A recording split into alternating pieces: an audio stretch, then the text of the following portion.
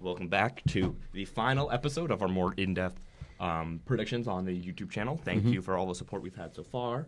And this is kind of the big one. This is the president. This is the top of that ticket. This is what everyone's here for. It's for all the marbles, Toby. All the marbles. All the marbles. All the Supreme Court appointments. Oh, God.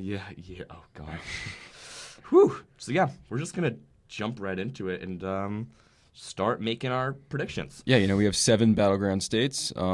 As you can see, characterized as toss-ups here. You have, 226 relatively safe electoral votes for Democrats and 219 for the Republicans. Yeah, and these are the ones we're going to focus on. I know that there could be an argument of, is Texas a swing state? Is Florida a swing state still? We don't think so, really. I think Florida's going more red every election. I think Texas, it will turn blue at some point, but honestly, that's 8 years away at this point. Yeah. I think they're making progress, but we're not going to focus on that. We're going to focus on these, which are going to be the swing states, which is, Nevada wasn't even a swing state in 2020, I don't think. I don't think it was considered a swing state, really. I mean, the margin ended up at didn't end up being technically swingy, but people still saw it going either way. Yeah. Okay, so ready to just jump right into it? Let's go, yeah. All right, so the first predictions that we're going to talk about is going to be Pennsylvania. This is one that it gave Biden the victory in 2020. This is one of the swingiest of swing states. This part used to be part of this blue wall, and we can see that how close it really was. And this is something that is true for all of the swing states, but I think Pennsylvania, honestly, in particular, it's the margins in the big states is what really matters. Yeah. So, getting it up in Philly where Democrats do well, like Pittsburgh, Erie, all these places that Democrats usually do very well, they want to increase the size of the lead as much as possible. And you can see that here. It's that's what they do. The strategy, if you are a Democrat, for almost any election, is to win as big as you can in the urban centers, in the suburbs, and lose by as little as possible in the more, rural places. Yeah, I mean, in Pennsylvania, the name of the game is suburbs. Obviously Philadelphia County, you're going to see that 80% vote margin for Harris. But then when you go to Montgomery, when you go to Chester, when you go to Delaware, when you go to Bucks, right, you're seeing much closer margins. Bucks 52-47 about, right? Chester 57-40, right? These are places that Kamala Harris needs to either run the same as Biden or do even better than Biden, because I think that she lacks any rural appeal that Biden really had. So I think she's going to really need to run the numbers up in suburban Pennsylvania in order to win this state. Yeah, and when we talk about it, there was this, compared to 2016, there was this shift of about 120,000 votes that Biden got more than what we saw Hillary getting, and 100,000 of those were from these areas around Philly, right? Your Delaware County, your Chester County, Montgomery County, Bucks County. These are some of the most highly educated in the states, which is something that Democrats really thrive on. But we can really see right here in Chester County the massive swing that Joe Biden was able to see, and that was something that was able to put him over the top in 2020. And when we look at Kamala, she needs to be able to do something very similar. She needs to get these margins up in the suburbs of Philly, and that's kind of the name of the game for her. Yeah, and I think another factor that we haven't yet discussed is that, after the disparaging remarks made at the New York City rally a few days back by a comedian about Puerto Ricans, Pennsylvania has the largest number of Puerto Ricans of any swing state, right? And it's not very close. There's about 1.2 million across all of them. I believe Pennsylvania's up around 600,000 Puerto Ricans. That is going to play, I think, a really big role. Right, Yeah. I think that these they have pride for where they come from, and the remarks that were made about the disgusting remarks are really going to turn a lot of those voters off for Trump, especially as we've seen Harris begun to slip a little bit, with Latino voters. I think that's not going to happen as much in Pennsylvania just because of that factor. Yeah, no, I honestly I agree.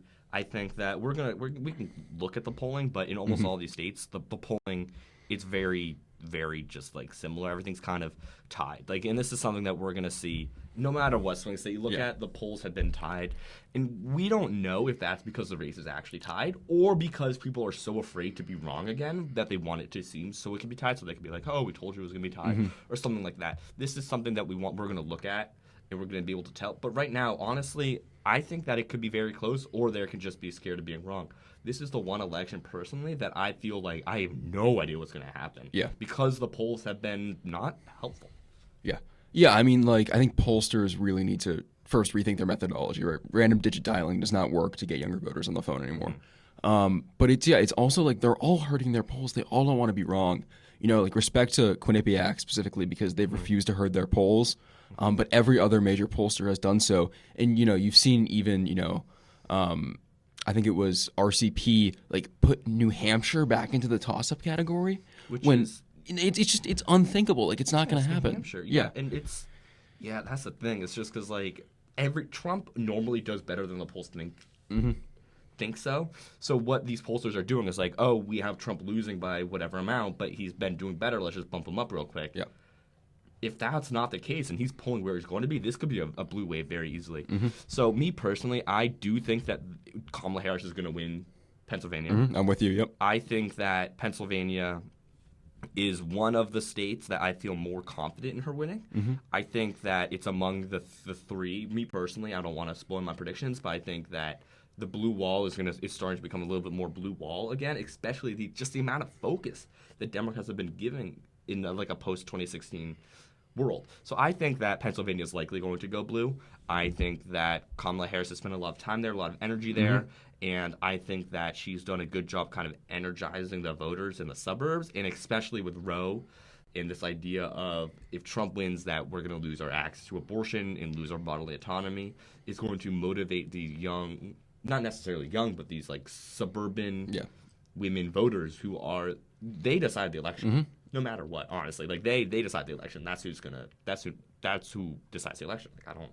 Yeah, and I mean Pennsylvania. I agree with you completely, Toby. It's also been one of the places where her surrogates are kind of the strongest. You know, look at your boy Josh Shapiro, your favorite. He has been, you know, very vocally in support of Kamala Harris. Obama has spent a lot of time there, and her final rally is going to become in the state actually. And I'm, you know, not saying that a certain Pennsylvania native who doesn't have a show that night might show up, but Taylor Swift is free that night. Nothing on her schedule, on her public schedule. So she might be showing up at a Kamala rally to make a final endorsement. That would be nice. Little push. That would be nice. That'd be pretty sick. Yeah. Honestly. So we're going to move on to the next state, which is going to be Michigan. Michigan is part of, when I say like this blue wall, it used to be Democrats could count on this like trio of Pennsylvania, Michigan, and Wisconsin. And if you fill it all in, what you can see is if Harris wins all three of these states, she wins the election. Yeah. That's it. That's all Harris needs to do. Is she just needs to win these three states, and then the election is hers. So if you're a Democrat, that's probably what you're looking at because you're like, okay, this used to be something we could count on pretty reliably, and it hasn't been recently. Yeah. But if we can just focus on these three states, I think it's the easiest path to victory, and I think the Democrats in general do agree with that because they've been putting a lot of energy in there. It is, yeah. And if you look at Michigan specifically, you know, if we go back to 2020, you'll look at, you know, the margin Biden had here. He won by about 3 points in 2020, which is, you know, it's a good showing. It's not a fantastic showing. What I really focused on is that Gretchen Whitmer won this by almost 11 points in 2022, right? Putting herself as the staunchly pro-abortion candidate, right? The same tack that Kamala has taken. And, you know, really, again, appealing to suburban women. We keep saying that over and over again, and it's what's going to win her Michigan, too. I see this as being, you know, Vice President Harris's best state. You know, she'll again be buoyed by the popularity of Whitmer and also, I believe, the popularity of Alyssa Slotkin. We talked about her in our Senate predictions. Go watch that if you haven't yet. I had Slotkin winning by about 6 to 8 points, and I don't think Harris runs really that far behind Slotkin. Yeah, no, I agree. And when we look at specific counties, we can see down here, Wayne County. This is a county that it has Detroit, so this is going to be something that Democrats normally can count on. But something that's notable is that the population of black voters here is 38%. That's significant. Yeah, it's huge. And it being able to energize these black voters, specifically young black men, like we talked about in our podcast episode last week. Harris and the Democrats in general have kind of seen the slippage in young black men. Yeah. So they have put out policies specifically aimed at getting young black men to vote. And I think that Wayne County is going to be a perfect example of this.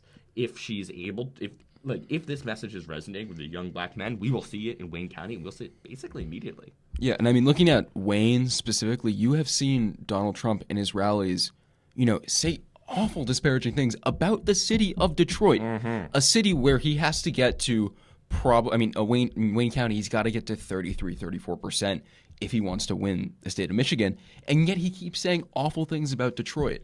So it's like he's shooting himself in the foot here, which is kind of typical for his campaigns.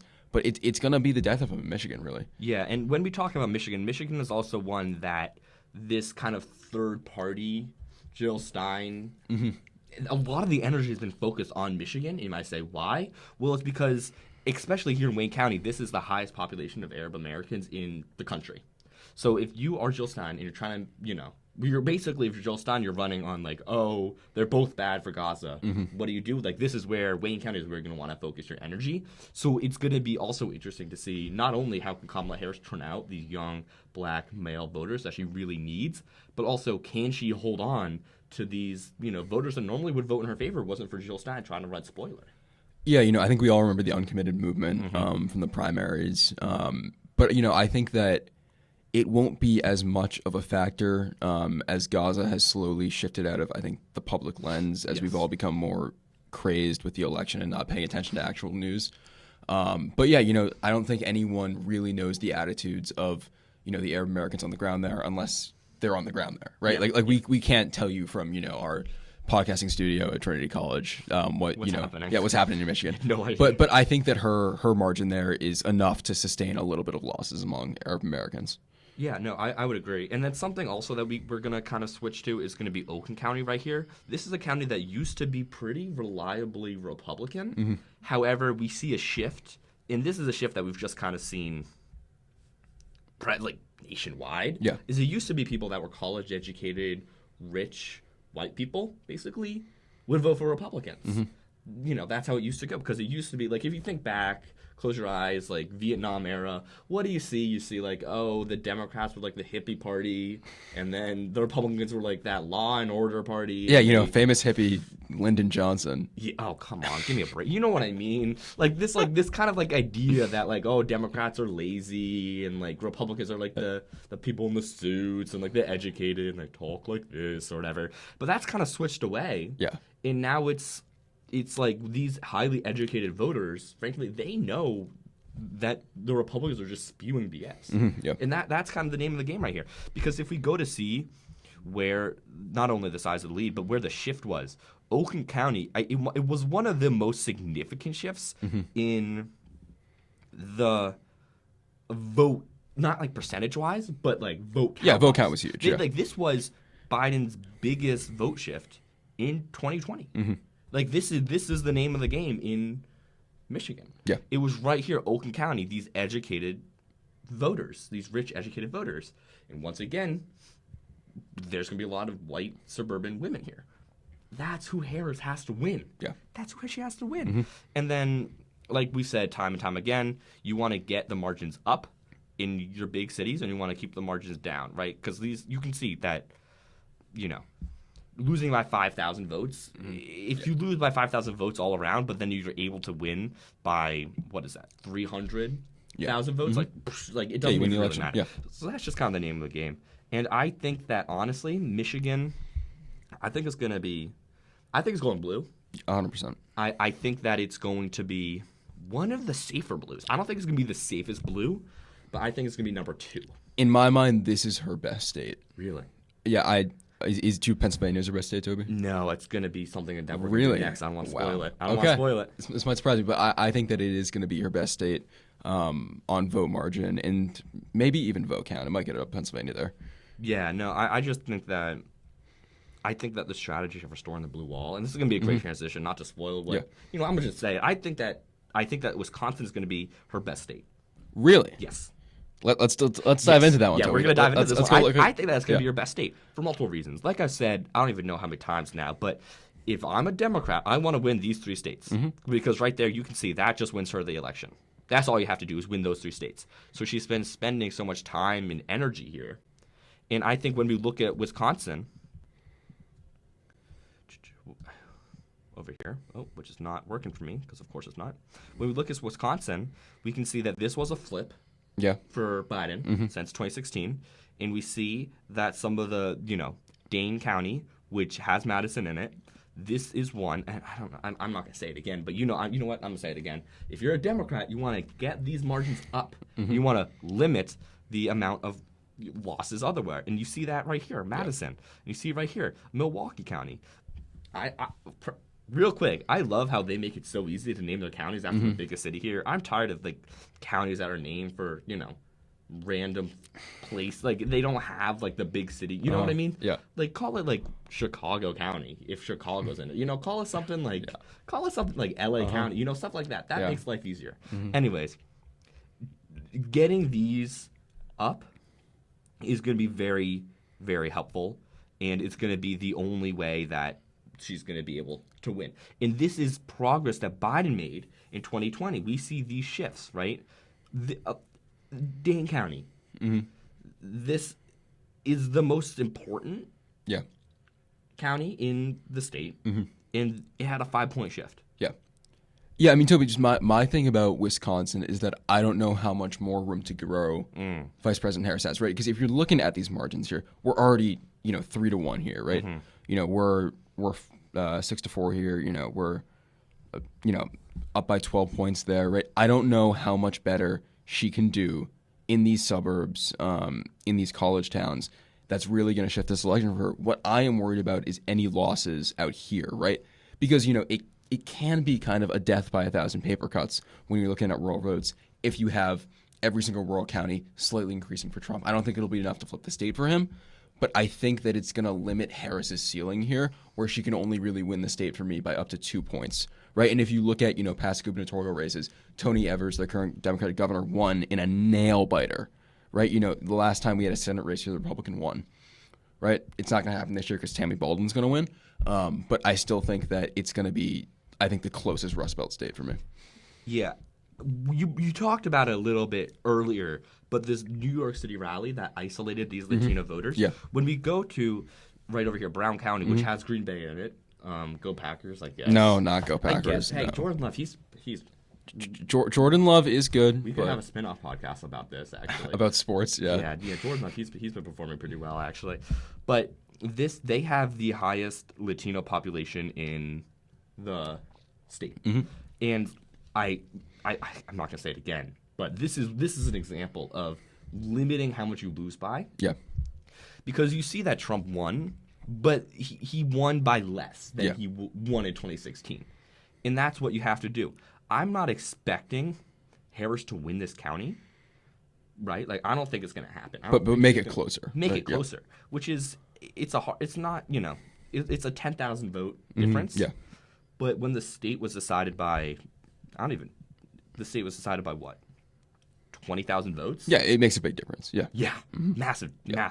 So I think that Wisconsin is going to be the strongest state for Harris. You don't think it's going to be the strongest state? I think that it is going to be one of the closest states for her. She's going to win it, but it's going to be one of the closest. Really? Yeah. Okay. But, yeah. I think that, and at least I guess we would agree that Harris is going to win the election based off of this. I think that this is their strategy. I think that I'm not going to spoil the rest of my picks. Yeah. But I think that they got to this number. They picked this number. They knew this was the number. Yeah. They don't have to do anything more than this. If I'm the Harris campaign, I'm spending every single day there. Yeah. They're also close to each other when they travel. Yeah, it's easy to campaign there. It's places where retail politics still matters, especially in Pennsylvania. Just getting out there. And what we've seen is that the Trump campaign hasn't spent a lot of time out there. Right now they're spending the last days of their campaign in Virginia and in New Mexico, states that are going to go blue. Trump has not been to Wisconsin in about a month, right?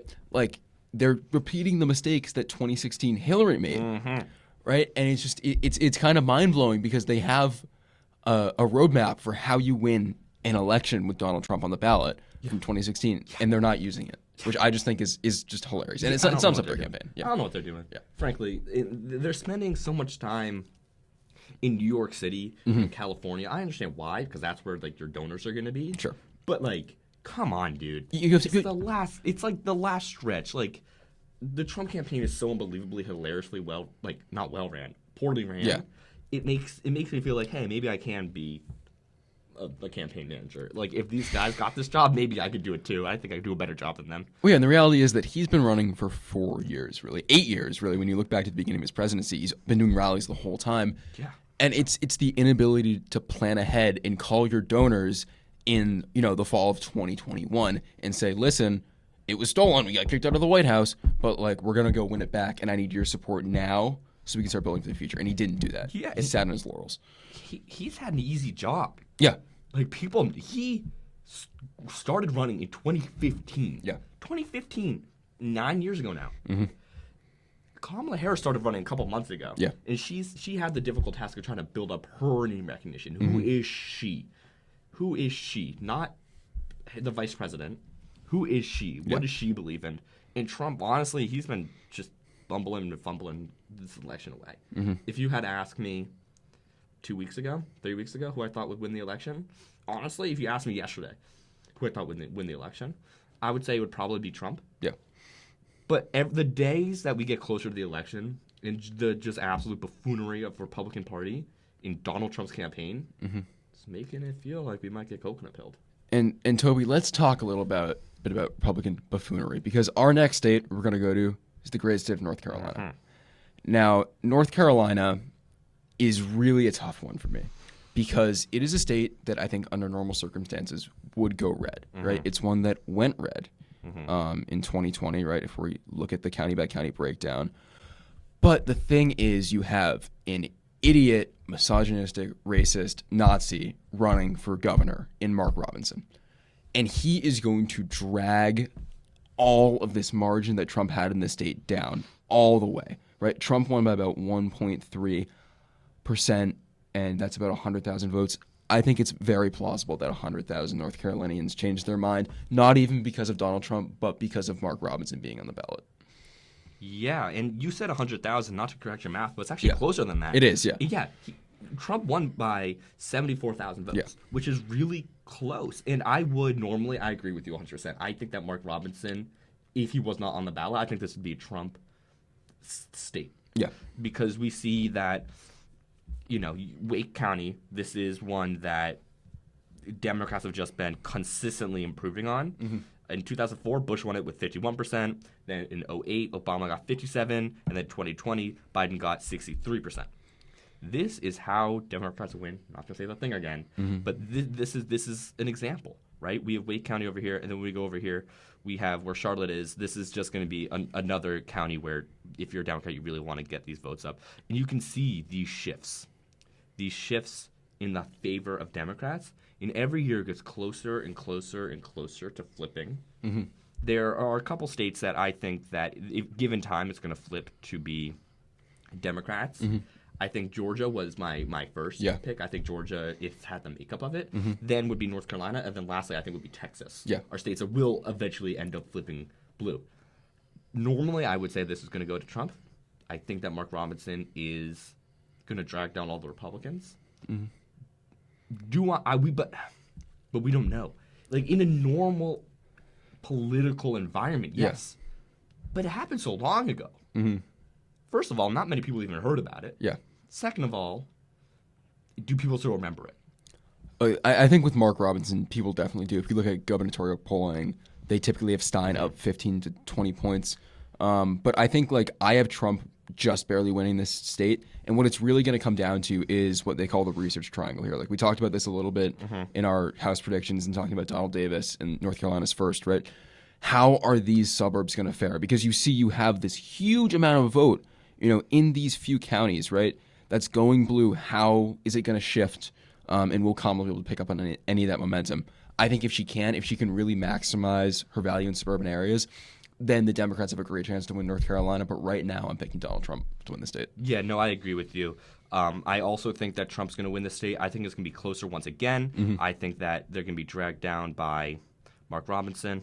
Mm-hmm. This thing loads for me. I think that they're going to be dragged down by Mark Robinson, but I just don't see it flipping. In part because they don't need it to flip. Yeah. You don't need to win this state. Mm-hmm. If they needed to win this state could have been flipped. Yeah. If Democrats were we really need North Carolina, they could have flipped that state like that. Mm-hmm. I don't know what other states will flip or will go blue. I think North Carolina could go blue, But I don't think it's worth it for the Democrats to try to put all the effort and energy into making it go blue. Yeah, frankly. it's more of a luxury. Yeah, I can see that. Yeah, and I think that like you don't need it. I personally would like to see them spend a little bit, like in an election year where you think it's gonna be a little safer, spending time there because, like I said, it will go blue at some point. Yeah.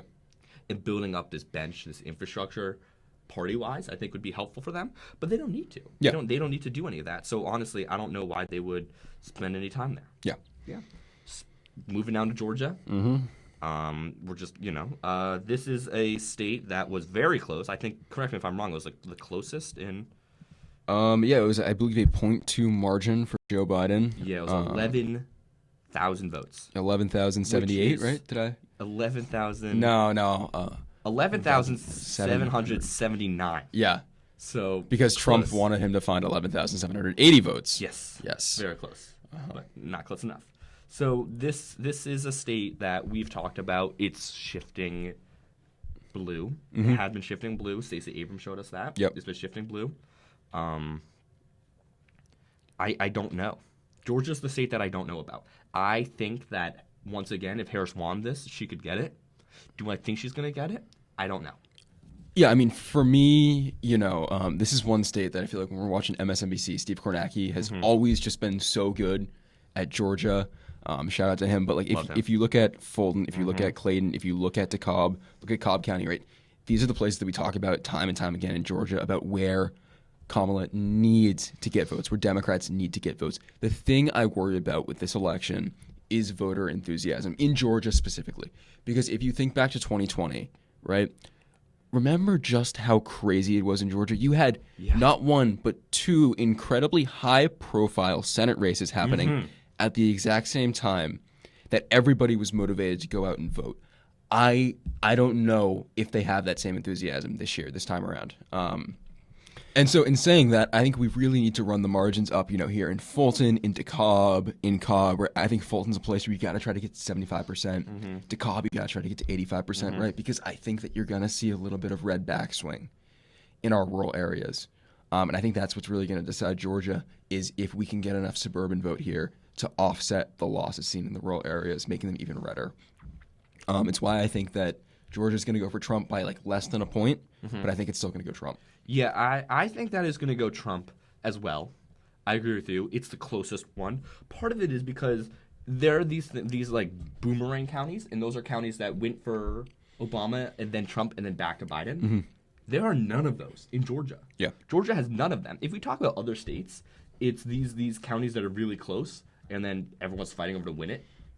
There's none of those counties. It's just like you want this voter enthusiasm. It's less about voter persuasion and more about voter enthusiasm in a state like this. And how do you get voters excited? You spend time there. Yeah. She doesn't need to spend time there because she doesn't need it. I think this will be the closest state. I think it will be Trump by the closest margin. Yeah. But it could also be, almost said Hillary. It could also be Kamala, and I would not be surprised at all. Yeah, and Toby, I got a little trivia question for you. Before Joe Biden, who was the last Democrat to win Georgia? Was it Jimmy Carter? It was Jimmy Carter. There we go. Bang! Huge gap, right, between those two elections. Yeah. I think that's going to be very, very close, but I do think that ultimately I agree with you that it will go for Trump. Oh, my God. If this thing loads, I think that it will go for Trump. I think it'll be very close. I think that it probably will be the closest one. And I think it'll be the slowest one. Yeah. Somehow. I think it'll be the last one called, even beating the next two states that we're going to talk about, Arizona. So we're going to jump over to Arizona. Arizona is a state that I think that if I hear about Maricopa County one more time, I might actually just lose my mind. And that is this county that has Phoenix in it. And this is a county that it's just like this is – because it's a state that it's close. Like normally you would see a county like this go to the Democrats pretty strongly, but it didn't really. And we see this. There's a small shift. I guess 5 points is a little bit more than a small shift, but there are definitely larger shifts. But this is just a place that you really kind of want to get those margins up. We've talked about this time and time again. You want to get those margins up in these places. And this is a county that close enough that you would think that because Phoenix is there, Democrats would kind of run away with it because that's what they do. They do very well in. Normally, if you see a big city on a map, Democrats are going to win that place. Yeah, Toby. I don't know how much time you spent in Phoenix. It's kind of a strange place. Yeah. But like this election in Arizona is going to be very interesting because you have Prop 139 on the ballot. We talked about this again during our House predictions. Go give that a watch. One of our YouTube exclusives. But you have Prop 139 about legalizing abortion in the state, protecting it under their state constitution, versus it's a border state, right? Yeah. So immigration and abortion, the two biggest forces at play in this election, are facing off here. And for me, I think that Arizona is going to go to Trump.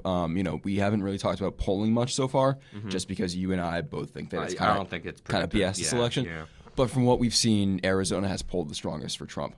What I will say is that Ruben Gallego is polling significantly better than any other senatorial candidate for the Democrats, yet Trump is still more favored in Arizona than any other state, any of the swing states, which again just makes really no sense to me that you would have 15% of the electorate being split ticket Trump Gallego voters. That makes literally no sense to me. But again, like this race, it's going to come down to Maricopa County. It's going to come down to Pima County. And that's just kind of what happens every single year in Arizona. Yeah, every year, and they're slow to count too. They're very slow to count. But I think that's something that before Harris started her campaign, really, what was she known as? She was known as like this border czar, right? The person that was in charge of the border, and the border has not gone well necessarily. And this is a state that's on the border, right? Like, Trump knew that. Trump single-handedly killed this border bill that would have helped to fix immigration in America. He killed it because he knew he wanted to run on it. I think it's going to go Trump because you can't have 3 years of everyone blaming the border on Kamala and then suddenly act like it was. You know what I mean? Like it's just like there's no. I don't think, and she also doesn't need to spend the time here. Again, because she's already hit 270 for us. But yeah. I think that this is a state that she doesn't need to win, and it would be just so difficult for her to change the entire narrative this close to the election. And I was wrong. It wasn't Georgia. This was actually the closest. Oh, yeah? It was only won by 10,457 votes. Okay. So I guess percentage-wise, it was Georgia, but actual vote count-wise, it was Arizona. Yeah. And that would make sense because Arizona only has 11 electoral votes compared to Georgia's 16. But yeah, and I think that Arizona, it's not going to be that close. I think Arizona, honestly, I think Arizona is going to be the strongest Trump state. Yeah, I agree with you on that. Yeah. I think it's going to be the strongest Trump state. And I don't think that Harris should even bother spending too much time there. Yeah. Moving on to our final state, which is going to be Nevada. I have been kind of back and forth on the state a bunch because it's a state that it's the definition of what we've been talking about because you don't have much there. You have Vegas, Clark County, and then you have Washoe County over here.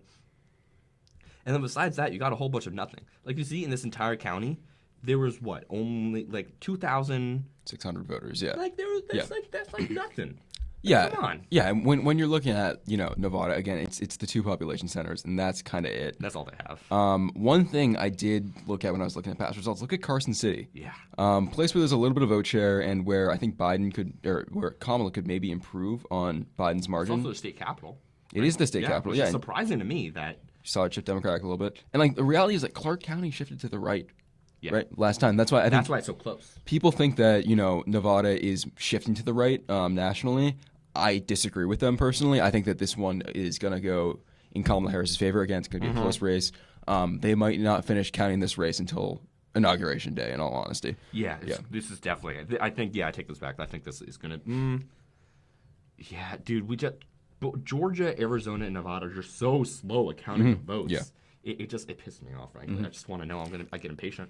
But this county, Washoe County, is going to be the most important county because this is where Democrats can really get their margins up. It doesn't look like much, but if you really look at it, you can tell that that's going to be, 10,000 votes? In a state that was decided by only 30,000 votes, that's a third of all the votes that you need. And then you really just want to jack those numbers up down here in Clark County.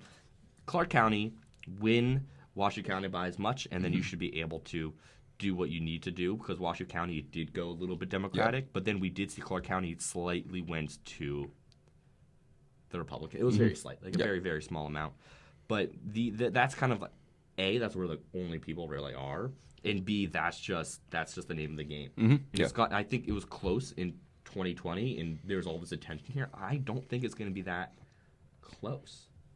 Yeah, I mean, like it's close in raw vote count, right? They're separated by about Sure. 34,000 votes in this. But yeah, percentage-wise, again, like this. I think if we actually click X on the map here, you go out. It's not even deemed a swing in 2020. It wasn't like a important state. It wasn't like a flip, and there hasn't been too much attention. Yeah. Until I think 2024 was like the real attention, because I remember 2020 Florida was still considered the swing state. Yeah. And Nevada wasn't considered a swing state.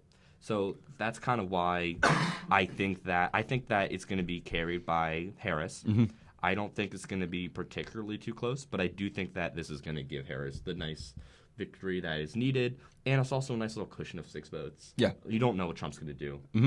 I think that's our prediction. I think that Harris is going to win. Yeah, I mean, you and I end up agreeing here on we every do. single state somehow. Yeah. But again, like this is going to come down to, all the classic counties that we know it's going to come down to. It's going to come down to suburban vote. It's going to come down to really how Harris is going to fare with black men. Can she keep the same margins that Biden had? And it's going to be about voter enthusiasm. Gallup recently did a poll. 77% of Democratic voters are excited. 67% of Republican voters are excited. That's what it could come down to. Right now, Democratic voters are more excited than 2008. So in the reality, Toby, we could be completely wrong, and Kamala Harris could walk away with every single swing state. I think that's a very real possibility. Yeah, well, that's the thing. We can't really tell what the polls are going to do because no one wants to be wrong. Yeah, exactly. So, yeah, this is our prediction. This is I had a lot of fun doing this two-part series. I hope you guys liked it. I thought there was some great insight. I think it'll be fun. We might kind of compare these results, our predictions, to what actually happens, which is going to be pretty humbling for us, I think. Or it could be very, like, a big ego boost. I mean, yeah, we could have just gotten literally every single thing right, and we're geniuses. Dude, make way. Get us a real show. CNN, pick us up. And, but yeah, thank you guys all so much for watching and for the support. Be sure to go to whydoicarepod.com, listen to the podcast there, subscribe, like, follow on all the socials, all that good stuff. And yeah, thank you guys for listening.